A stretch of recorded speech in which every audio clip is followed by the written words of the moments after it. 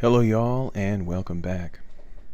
So, in the Genealogy of Morality, Nietzsche writes 3 essays. And Nietzsche is not, in anything like the traditional sense, an analytic thinker, meaning that he doesn't present his thought in terms of clear definitions of terms, premise, conclusion, arguments, lots and lots of data and evidence to support his claims. He just sort of writes.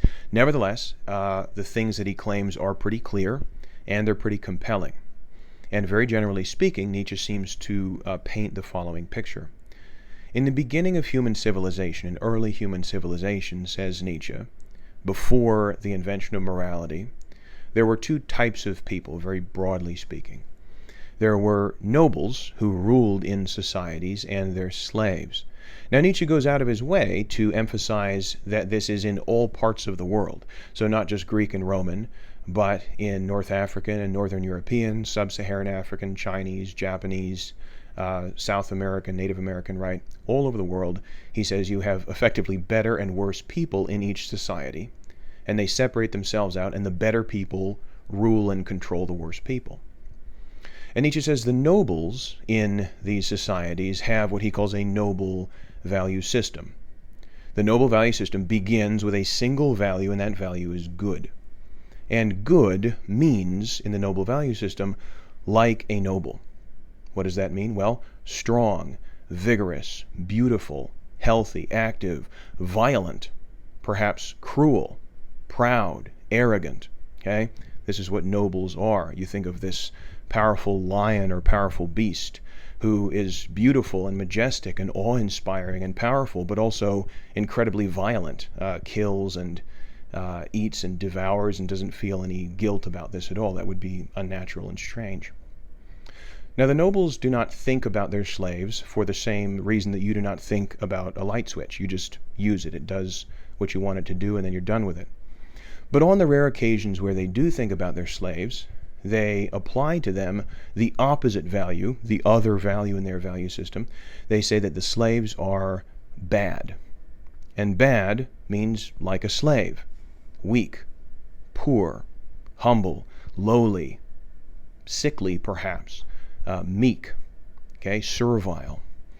So it is good to be like a noble, very broadly, and bad to be like a slave. And this is the only extant human value system for millennia. However, the picture is complicated somewhat, and of course this doesn't work in a linear way at the same time across the world, but it's complicated by another fact. And the fact is that the nobles, as powerful as they are aware that there are forces in the world so much more powerful than the nobles that they make the nobles look like ants. So the force behind a volcano, or an earthquake, or a hurricane. The force of the gods, in other words, must be on the side of the nobles. It must be at least on the side of the civilization if that civilization is to survive. But the problem is the nobles are active, they're good at war and war games and hunting, but they're not particularly good at the nuances and subtleties of interacting with the gods. And so a third group of people arises, the priests.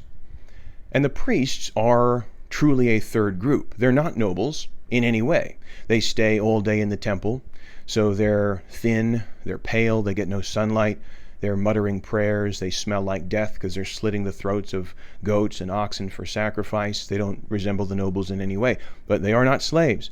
They do not work for the nobles. They answer directly to the gods. And they have this numinous power about them that sort of scares the nobles a little bit. Now, the priests, rather, arise because of the necessity of managing relations with the gods. And the priests, says Nietzsche, are driven by the same fundamental force which drives every single human being, and that is the will to power, the desire to exercise and exert power over other people. Now, the priests are not able to exert their will to power over the nobles in a direct physical way. They're just not strong enough. But they possess a trait that the nobles seem not to possess in as high a degree, and this is cunning or intelligence. And the priests have a lot of time to think and brood, and so they invent this lie, this extremely powerful lie, born of hatred, born of resentment. And Nietzsche, in the Genealogy written in German, uses the French term ressentiment to translate this, or just to express this rather. And the priests come up with the following lie. They say to the nobles, "Nobles, we talk to the gods every day, and the gods look at you strong, beautiful, rich, violent, cruel, active, and free. And they say that the way you are, the way you live is, and this is a term that has never been uttered by human lips before, that is evil. Evil, this term invented by the priest, born of hatred and resentment, is the primary value in this new value system, says Nietzsche. This is what he calls the priestly, slavish value system. It's the main value. It begins from the negative, evil. And evil means exactly what good meant on the noble value system. Evil means like a noble, strong, beautiful, rich, violent, cruel, active, free. And the priests say to the nobles, the gods look at us, and they look at your slaves, humble, meek, lowly, poor, and they say that that is good. That is what we love. That is what we will ultimately reward in the afterlife. And the problem for the nobles is obvious. If the nobles do not want to be punished by the gods, if they do not want to stay on the gods' bad side, run afoul of the gods, they need to propitiate the gods in some way. And the priests say, we'll handle that. Give us some of your money. Give us some of your power. Give us a share in the way that you run the kingdom. Voluntarily hand over your power that you have naturally to us weaker people, and we will speak to the gods on your behalf, is the basic idea. This is the origin, says Nietzsche, of morality.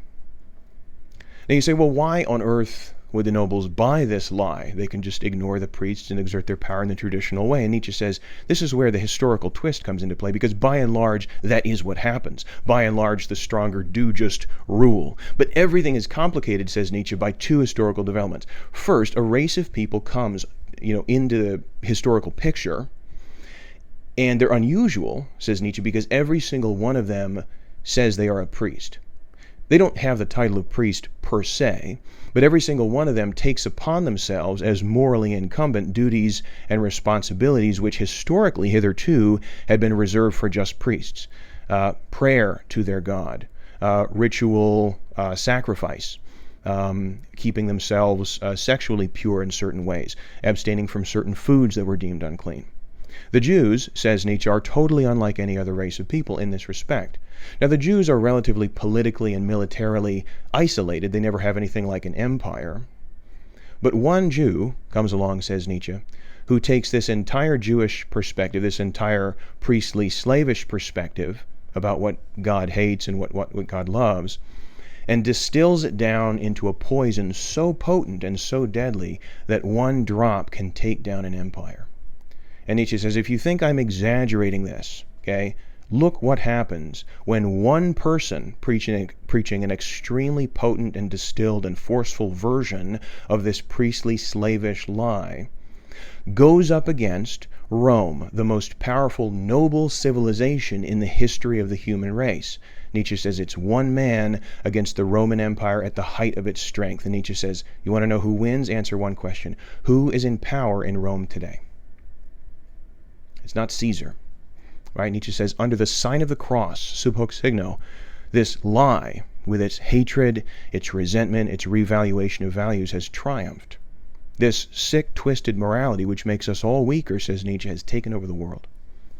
And Nietzsche says, I already know how you're going to respond. You're going to say, well, yeah, I don't believe that stuff. I'm not religious. I don't believe in God. I can still be good. And Nietzsche says, have you listened to anything I just said? Religion is, yes, the poisonous tree. And we've spent the last 400 years chopping it down. But a tree just standing there is not going to hurt you. A poisonous tree doesn't hurt you unless you eat its fruit. And religion is the tree, but morality is the fruit. Morality is the fruit that religion bears. And it's the way that it hurts you. It's the way that it debilitates you and makes you weak. And we've cut down the tree, but we're stuffing our faces with the fruit. We're so proud of how much of this fruit we eat. Nietzsche says, with the threat of the gods gone, if God really is dead, why on earth would you still buy into this lie, morality? Why would you still voluntarily give up your power and strength to weaker people? If you're not afraid of the gods punishing you, why would you do this? Nietzsche says this shows how clever this lie is. So this is a very kind of quick summary of what Nietzsche says. I don't say argues, but says, claims, in the Genealogy. And it's, there's a lot more to say about this. Now, I find that when I present this, students often don't quite know what to think. They sort of think, wow, all right, it seems like he's a intense thinker. Maybe 12, 15 years ago, we would have said he would have made a good blogger, But it's hard to know exactly how to come to terms with this. For this reason, I developed something I call the Nietzsche challenge, where I try to put a very, very roughly Nietzschean philosophy into modern terms and sell it to you. And so in the next video, I'm going to adopt a slightly different persona and present what I call the Nietzsche challenge. I'll see you then.